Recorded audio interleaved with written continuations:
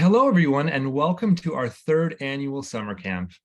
Summer camp is designed to help you get ready for an amazing fall semester, and we have the presenters, insights, and strategies to help you do exactly this. My name is Jake Rutka, and I have the pleasure of being your MC over the next 2 days. On behalf of everyone at Top Hat, I want to thank you for taking the time to join us today. At Top Hat, we know that more than ever, education is the key to unleashing potential. But that can't happen without students and professors feeling supported and valued. So how do we ensure our classrooms are places of community, places that invite curiosity and discovery, places where every student has the opportunity to share their voice and realize their aspirations? These are the big questions we'll be answering at summer camp, all of which relate to our theme for this year, where learning belongs. Across 7 sessions over the next 2 days, you'll get to enjoy talks by acclaimed educational experts and faculty presenters designed to help you improve the impact you have on your students. Your fellow instructors will show you how they're upping the ante on student engagement in and out of class, and our featured keynote speaker for summer camp, award-winning educator and author Jose Antonio Bowen, will give you tips and strategies for making the start of the semester more welcoming and inclusive for your learners. Now, as always, we want this to be an engaging event.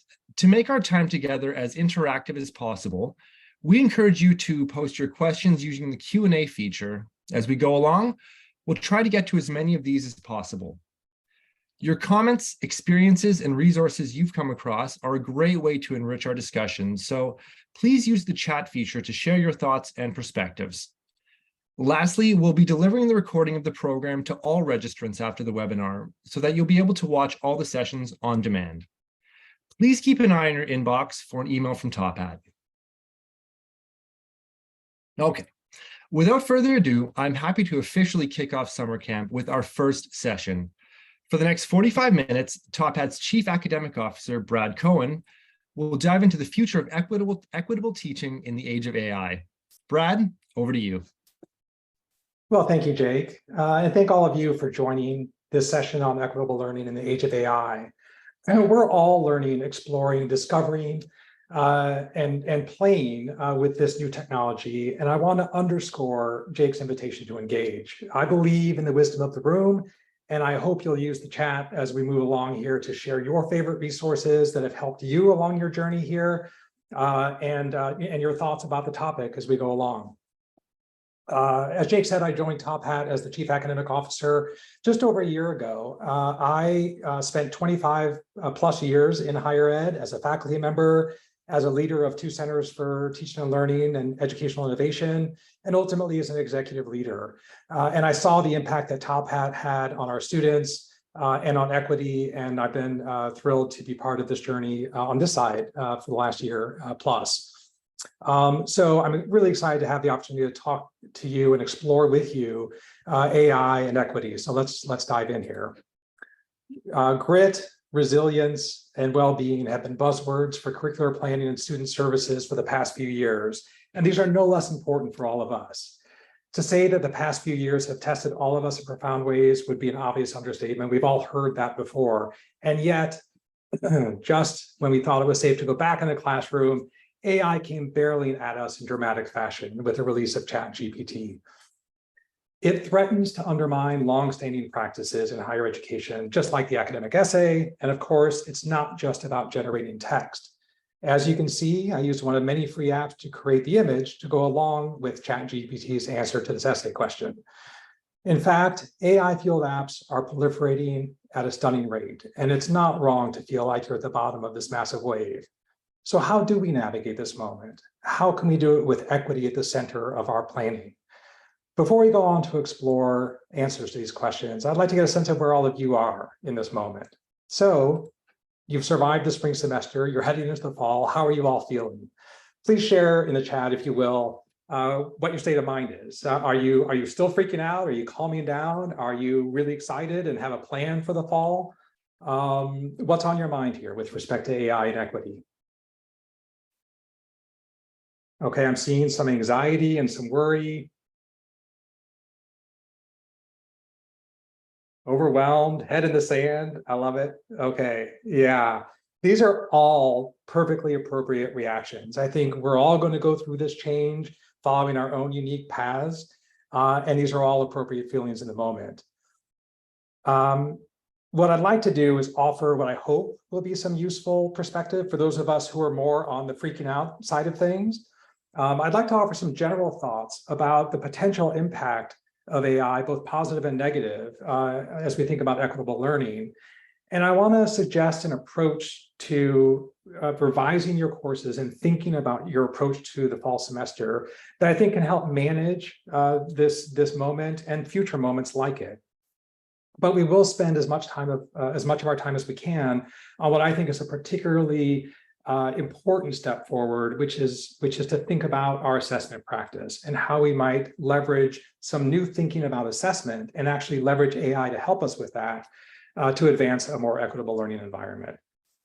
So first, some perspective. There's a long history of reactions, resistance, predicting the end of humanity when it comes to the emergence of technologies like this. And as a philosophy professor, I can't resist putting Socrates at the start of this timeline and his lament over the written word. These are just a few select, headlines of what happens when technologies like this emerge. I take comfort, and I hope you will too, from knowing that the first reaction to major innovation releases like this is hardly the best or the last. In fact, Gartner, which is a consulting company that serves higher ed and industry with a focus on technology, has created their own version of this called the hype cycle. And some of you may be familiar with this. Many new technologies begin with something like this. There's a triggering event, the release of ChatGPT, and it leads to an explosion of hyperbolic reaction where we think this is going to save humanity or destroy it. This is almost always followed by a decline in appreciation for that technology. And I think we're already, some of us, starting to see a corner turn. We dove in, we realized, oh, it hallucinates. It gives us, wrong results. It makes stuff up. So we start to see a decline in appreciation and some doubt creep in. Successful technologies will ultimately move through this trough of disillusionment and find their way into a more permanent place in our architecture, in our surroundings. I think the slide I showed earlier with all of those applications that are emerging, we're likely to see a shakeout. Not everything is going to persist forward. Some of these things will just fall off the bottom and be obsolete. But I do think we're in this moment where we are facing something like the printing press or the emergence of the internet itself or the smartphone. I believe this technology will profoundly impact the way we live, play, work, and learn. So how can we navigate this with equity at the center of our focus? Like many innovations of this scale, I think there are both real threats and real opportunities to consider. The risks obviously include plagiarism, a new digital divide, which is already beginning to emerge as paywalls start to come into play, dividing those who have access to the latest and greatest from those who can't or don't. Privacy and ownership of data are obviously an emerging concern, and we're already seeing lawsuits over this technology. On the more optimistic side, there's excitement over AI's potential to address the readiness gap. Wouldn't it be extraordinary if we had a solution to Bloom's 2 sigma problem, which showed us that students who have one-on-one tutoring can achieve mastery two standard deviations better than without that support. So we could have an enormous benefit for our students if we can make that work. There's also the opportunity for efficiency. We can shift laborious work that no longer needs to be done because a machine can do it and really elevate our capability in important ways. Some faculty are already experimenting with this in remarkable ways. Ethan Malik, I think, is one of the most prominent at this point, who has shifted his expectations for his students to master's level, essentially, output. So it is an opportunity to really to level up and leverage this technology to make things more efficient for us. And I'm going to show you how you might do this in your own development of your course in just a little bit. And of course, there's the possibility of enhancing our capability and our creativity. I, for one, am not particularly great at expressing myself visually. Might these technologies give me the chance, the capability to express myself in a more interesting and impactful way, leveraging this technology? There's talk about coding being a general ability that's now in everyone's hands rather than the expert capability of a few. So I think that kind of opportunity is pretty exciting. So I think we have to accept there's both this threat and this positive capability.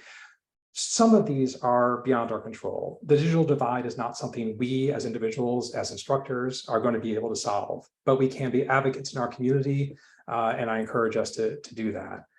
Other opportunities here and risks are well within our power to mitigate and to advance. So let's turn to what that might look like. So let me do a little level setting here before we go on. Imagine that you're able to observe a course and you have access to the syllabus, the live classroom setting or online setting. You see the assignments, you see the student grades. What would you expect to see in that course if it were a course that was really designed with equity at the center? What would an equitable learning environment look like? Put some thoughts in the chat about what you might expect to see. Right, so some real specification of some attention to what individual students might need and making sure that they're supported in that way. Yes, student engagement across the board. Optionality and choice, these are fantastic. Personalized tutoring. Options for learners as they navigate the path. Yes, resources, accessibility. Thank you, Chris. Yes.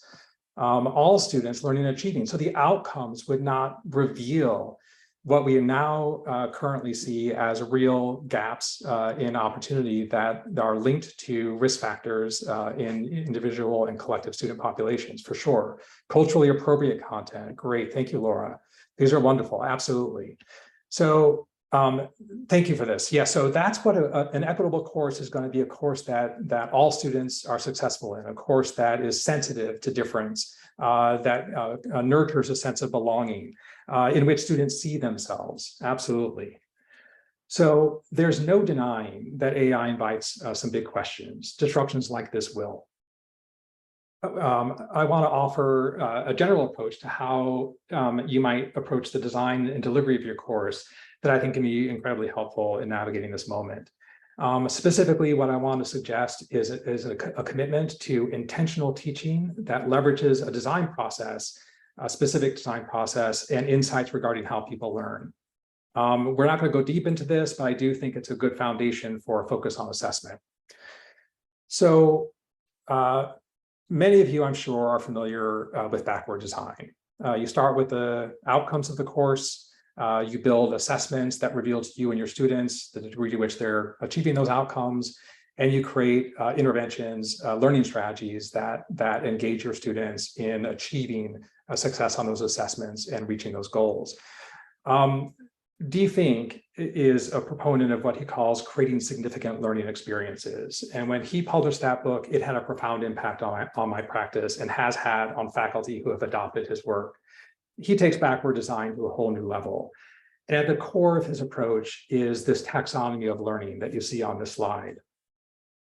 And redesigning courses with this taxonomy, with this approach, was for me the first time in my career where I had students actually coming up to me long after the course had ended to share with me the impact that that course had had on their lives, the way they viewed the world and moved through it. And that was Rethink, who wrote that book. There's a second edition that came out, I think, in 2014. If you Google for him or search on creating significant learning experiences, a PDF of his work will come up, so you can actually get the core of his work for free online. Though I do recommend the book because there are some tremendous discipline-specific illustrations of how that framework gets applied. So in addition to a backward design process, whether you use a simple design or really go all in with Rethink's approach, in addition to that, I think we're in a moment where intentional teaching should also be embracing evidence-informed practice. The fact is we live in a golden era of discovery regarding how people learn, and we should be leveraging these insights in our course design. At the same time, I think we have to acknowledge there's a gap between the general principles regarding how people learn and the application of those insights in our particular courses, with our particular students, in our particular discipline. So that gap in general insight and contextual specificity is something that requires us also to admit that we need to iterate forward. And I think we have the opportunity now to capture data using technologies that help us really begin to get more focused on understanding the ways in which we are failing to achieve equity and how we might thoughtfully redesign our course as we iterate forward to close that gap even further. And I want to call your attention to the link that we have at the bottom that I have at the bottom of this slide to our events page. We have a number of recorded webinars that touch on these topics in some detail. And I think there's a lot of value there and in some of our stories. So Haley, thank you for posting that. As you think about course design with an eye toward equity, I think it's helpful to understand why there's a problem in the first place. I'm sure I don't need to make a case for the reality of opportunity gaps, not to this audience, but I do want to make 2 quick points here. First, the stakes are high. If we're inadvertently disadvantaging some students through our design decisions, the impact may go beyond one course. There's a clear relationship between course failure and withdrawing from the institution. Second, this slide focuses on race, but the reality of inequity is more complex and ultimately intersectional. Issues of gender, neurodiversity, other visible and invisible disabilities, whether or not students are first generation or financially secure, all of these and more are potential risks that are introduced as ultimately as threats if our design decisions inadvertently disadvantage these students with these issues. So it's real and it's complex. What explains it? Why are these inequities persisting despite a lot of effort by a lot of smarter people than myself to close this gap? There's been a lot of amazing research in the past few years to help us understand this situation. Obviously, readiness gaps are a part of the story, and what I really appreciate about this work that I've cited here. I think yes, thank you. So Neil Hatfield's work not only affirms that readiness is a contributing factor. Our students come inequitably prepared, and as a result, we see these gaps in outcomes. What it also showed was that if we control for readiness, there remains a gap in equity. So it's not just that students are differentially prepared. It's something else is going on. So what else is it? Well, metacognition gaps, which is a particular kind, if you like, of readiness gap, is a really critical factor in this. And Sandra McGuire has been a leading voice in this area. And it was my pleasure to facilitate a conversation with her last year. And we have a recording of that webinar on the site as well that I encourage you to consider. We also know that there are psychosocial risks. This is particularly pronounced in STEM disciplines, where we have students who are particularly challenged in the kind of traditional traditional approaches to courses, where we have a high volume of content being delivered in lecture form, and we have infrequent high stakes assessments. So stereotype threat is a good example of this, where differences in gender will actually materialize in differences in outcome. So that's a really important thing for us to consider as we're trying to design away from those kinds of threats. And last but not least, certainly traditional assessment practice itself. Infrequent, high stakes assessments are directly contributing to inequity. And that's where I want to turn our focus in the time we have left. I think it's obvious to appreciate intuitively. Next slide, please. It's obvious to appreciate why and how assessment practice might contribute to inequity. As this comic strip shows, there's an intuitive grasp of this that we can appreciate. I can't promise that altering your assessment practice all by itself is going to end inequity, but it does have enormous potential to close the gap. So let's focus on assessment practice. I want you to consider two issues here. There's been a lot of work in the last 20 years around assessment and its impact on equity. And yet we still see a strong preference for and a high distribution across our curriculum of this traditional practice, infrequent high stakes assessments. Why is that so hard to overcome? What's standing in the way of our moving toward a more equitable learning practice? And second, what would that practice look like? What are some of the features of equitable assessment? I know in answer to the first question, one of you or some of you mentioned equitable assessment or fair assessment. So what are some of the features of that? Labor-based grading.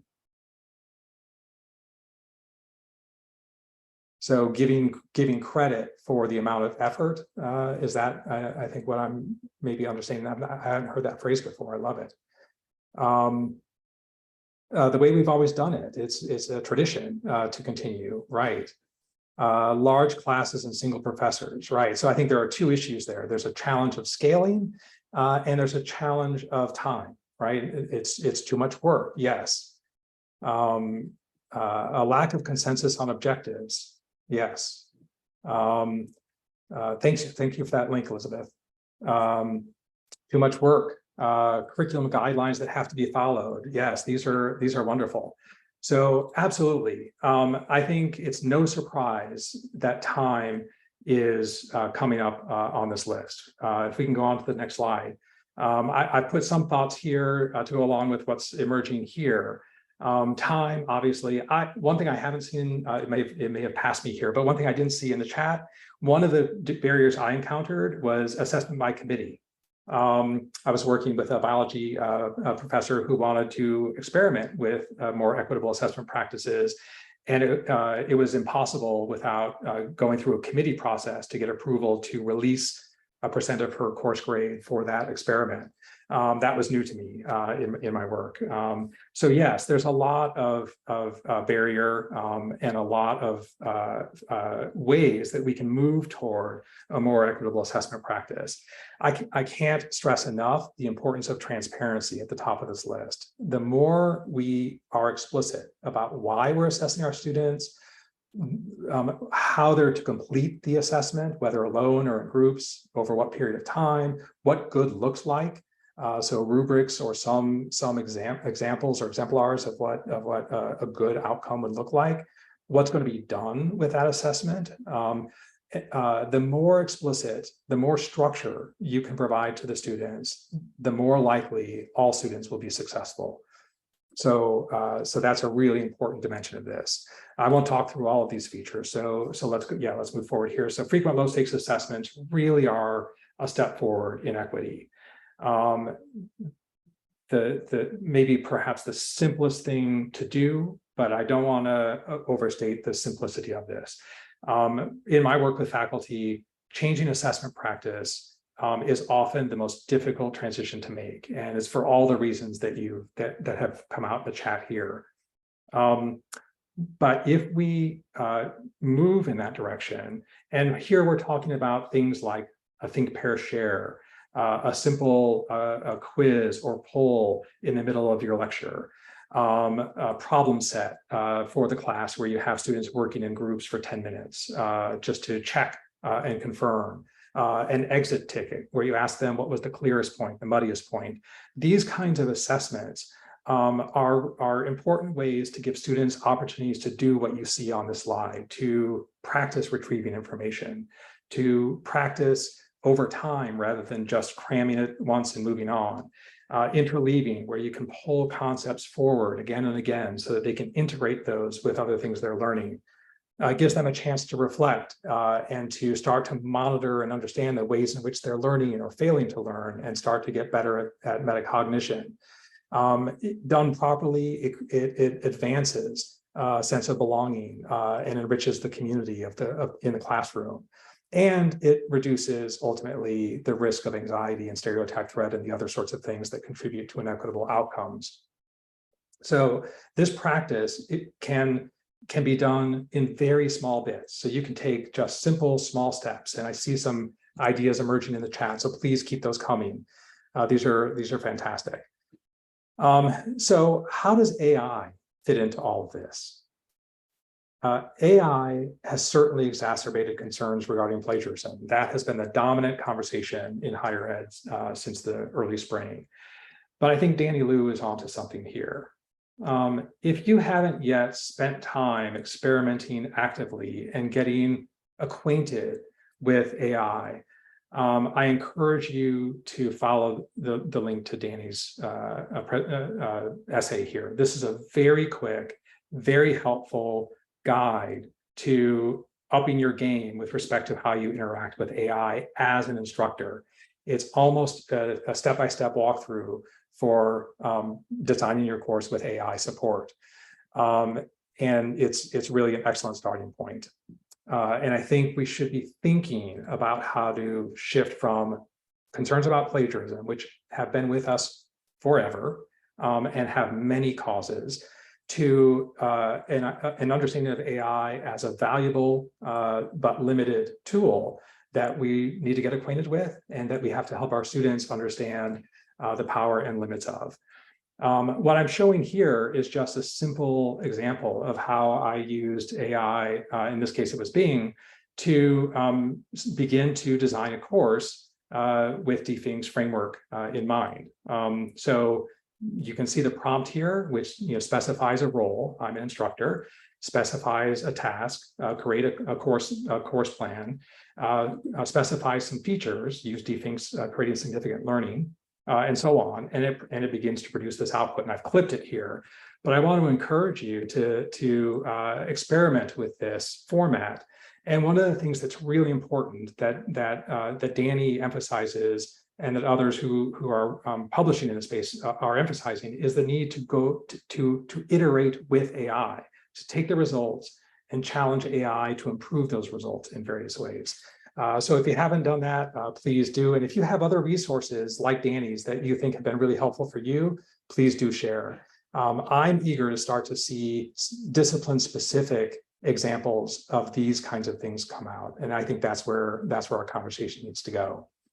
Next slide, please. Another virtue of the article I just referenced is that Danny links to an article which summarizes conversations with students about AI. I think listening to student voices in this moment can be enormously instructive. And I want to encourage you to consider starting your semester with a conversation with your students about AI. Together, you can define the appropriate uses of AI in your course. You can help them understand your expectations and navigate together as a community to a set of norms you can all live with and try to operate by.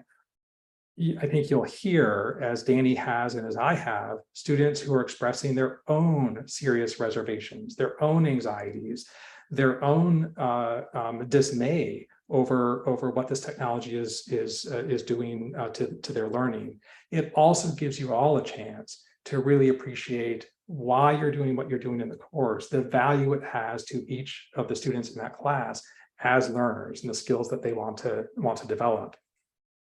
This is a moment, I think, for modeling inquiry, for modeling vulnerability, and for engaging as a community. Embracing the beginner's mind, we have the opportunity to make some important discoveries together with our students. So I think if we can orient ourselves in that way, the fall semester can start off really on a very strong footing in co-pursuit of learning in a world in which AI is prevalent. If you do choose to incorporate AI into your course explicitly as a tool to use and to explore and to learn with, there are lots of recommendations emerging, and this is one I've captured on the slide here from Professor Acker. And again, if you have resources that are particularly good for you, or discipline-specific resources that are recommending how you might leverage AI in your class, please add those in our chat.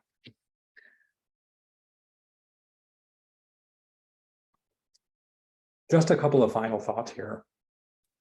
And again, questions are welcome here. I think technology can be a real benefit. I'm obviously somebody who's a proponent of technology in the classroom. And I believe that we are on the cusp of seeing that value expand in really important ways. I think we're going to see, and we already are seeing, the emergence of tutoring capability, greater degree of personalization. So I think we're in for an exciting journey forward as we work on integrating technology into our classroom. And our own approach to AI as at Top Hat is rooted in our mission. And you're going to hear more about this in the next session, where we intend to go with AI and with helping you as instructors help your students advance their learning. At the end of the day, teaching is a craft, and it requires both art and science and a commitment to process. Given the expectation for turbulent times ahead, I think our willingness to use evidence-based teaching as our touchstone and being willing to iterate and learn as we go is not only how we will adapt, but it's how we'll continue to improve the quality and the equity and ultimately the impact of our instruction. Thank you. Thank you for engaging as you did. Okay, let's turn to some questions here. Comments in the classroom, or comments in the chat. So how do interactive textbooks encourage effective use of AI? Rhonda, thank you for the question. I think let me back up here. Content has been a difficult problem in education for a while. When I was at Ohio University, I would survey our students on a regular basis, and they reported incredibly unsatisfying experiences with textbooks. They were too expensive. They were meaningless in their learning experience. They were often inadequately integrated into the course. So I think we have an opportunity to think first, what is the role of content in our course? How is it being used? How is it advancing student understanding in ways that we're making explicit? So if you think about that course design process, reading is something you ask students to do. How does that fit in with all the other things you're asking them to do? And how does it advance toward proficiency on the assessments or success on the assessments and ultimately achievement of the goals? Interactive textbooks are a leap forward. Effectively designed, and we have some incredible examples within our Top Hat library, they can engage students in a very different way than they have been able to engage previously. So they're not just reading, they're interacting and engaging with the content in real time as they're reading. AI promises to take that to another level. So you'll get a glimpse of this in our next session. So I don't want to give away the excitement here, but I think AI can be something that we will start to see emerge in the context of content as a new kind of dynamic interactivity, as a new way to work with and explore content.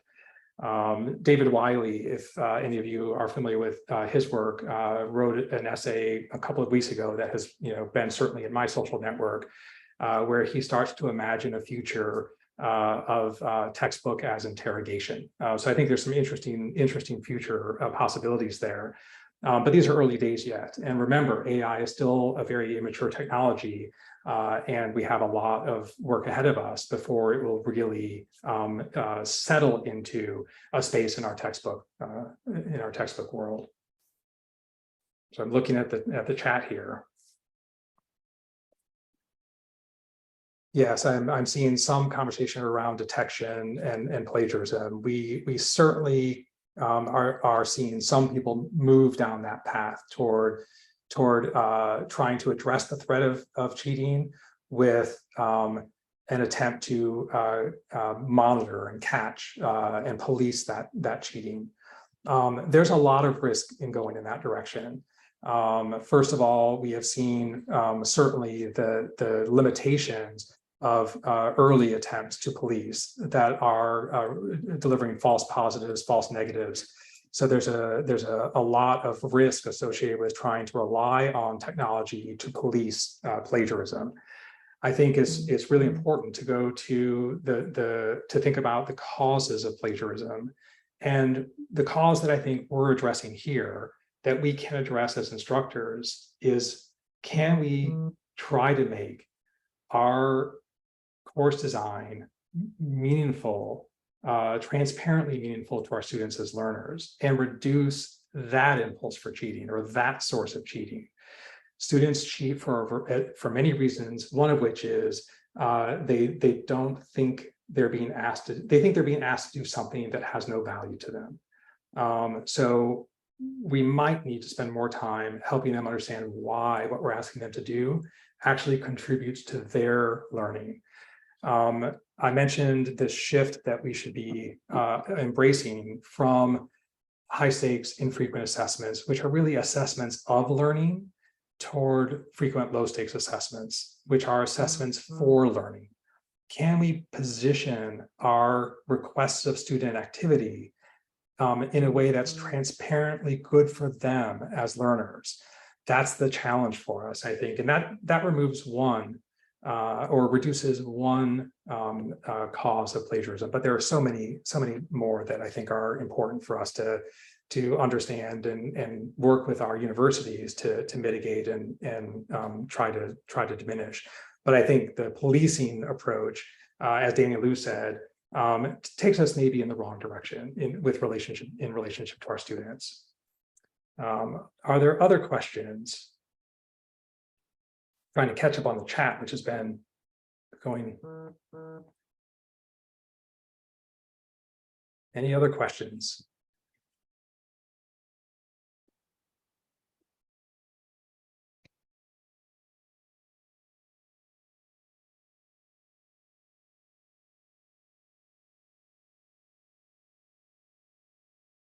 Jake, are you back there? Do you see any questions for me? Yeah, sure. I do actually. I've got one here that I can ask. So a question here is, while AI may help improve student readiness and leveling the playing field for students with disabilities, there are concerns that it also creates further inequity in the classroom. So how can we avoid creating new barriers to students? Well, that's a great question. Yeah, so I mentioned early that I think with any new technology, it's always going to introduce this threat of additional barrier, and I mentioned the paywall issue. I think one thing that we can do as members of our higher ed community is be advocates for ensuring that we're not creating that kind of barrier for our students. So can we institutionally marshal the resources that are necessary to ensure that all of our students have adequate access to these technologies? That's one thing to say about this. I think another is to really understand the opportunity that we have as instructors to help our students build the skill and comfort that they're almost certainly going to need as they exit our university to use this technology. So another way to come at this question is to say, if we don't use it because we're afraid of access issues, we are going to perhaps create a different kind of inequity, which is that our students will be ill prepared relative to others. So I think there's growing pressure for us to start having this conversation with our students and to actually bring them along with us on a journey toward how this new technology might actually help and understand how it might hurt in particularly with respect to equity and what we might collectively do to address that. I think also policy obviously is important here. And I know there was a lot of early urgent work to develop policy around AI this spring. I think in a calmer moment, we have the opportunity to think about what kind of institutional policies might be necessary for us to develop that are informed by our faculty, that can help us appreciate how to manage this technology into our university environment in ways that, in fact, create more equitable outcomes for our students. Thank you for that question, Jake. I think, let's see, here's another question that's come in. Is there any work or research on using AI to lower barriers to STEM, like in a calculus course? This comes from Linda. So thank you, Linda, for this question. I'm not aware of any direct research on AI and STEM or calculus specifically that has been published or shared broadly. But as I mentioned, I think one of the most exciting opportunities that AI is introducing is this opportunity to close readiness gaps. And readiness gaps in math are significant, and they're getting worse by all measures, as many of us are aware. So I think we can expect a lot of effort in addressing that issue, and it will be interesting to see how effective these new solutions are at addressing that kind of readiness challenge.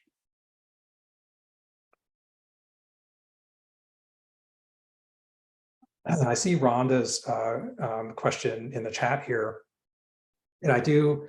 I think, I guess I have two things to say about the writing skills. One is this is one of the ways in which I think AI is actually leveling capability. So for students whose first language might not be English, AI helps them actually express themselves more clearly and competently in that language as they're learning it. So it gives them an ability that they otherwise wouldn't have. Like for me, it's expressing myself visually. So I think there's that kind of opportunity. If we're trying to help them develop their capability, or if we're trying to get them to commit to developing their own capability in that area, we might think about how to use AI to help in that effort. How can they use AI to help in that effort? By comparing their own version of writing against what AI produces based on their writing, so that they can actually have something like a writing tutor at their fingertips every time they're working on writing. And over time, and perhaps with your support, helping them see how they're failing to meet the standards of the language that AI is capable of. What can they learn? What insights can you generate much more quickly by leveraging that technology? I think that might be an approach there. But of course, I would look to experts in the instruction of writing to say more and better things, Rhonda. So maybe you have something to say there. We've got time for maybe just another question or two.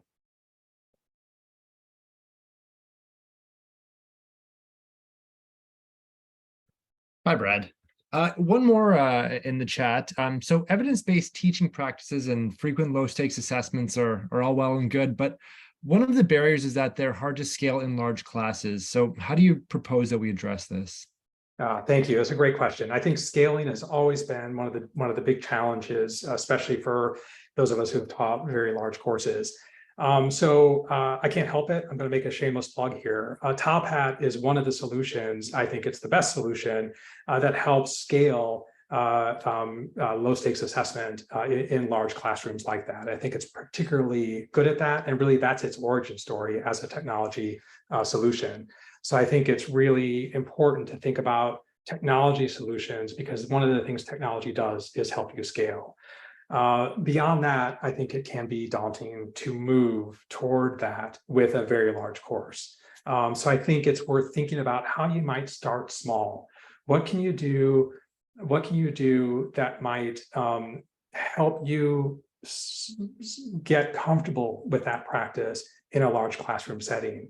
Can you do just try one thing or think about redesigning 1 week of the course with a very deep dive into some frequent low stakes assessment as alternatives to your normal practice. What are the challenges in scaling that you're confronting, and how might you solve those?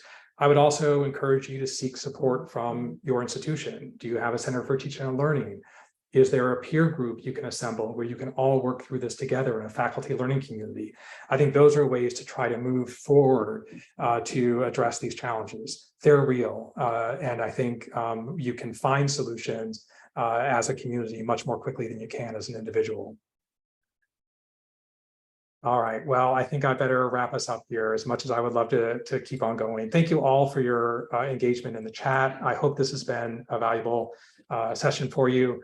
In a moment, you're going to see some poll questions popping up on the screen to give us some feedback on this session. And this is just the start of summer camp. So I hope you'll stick around, take a little break and come back. Our next session is going to, in fact, do what I just hinted and show you where we're headed with our Top Hat product to improve the student experience. And then we'll carry on with the rest of our day after that. So I hope you enjoyed this. I hope you'll have a good break and come back at 1 to see what we're doing in our product. I think you'll find it pretty exciting. Take care, everyone. See you in a bit.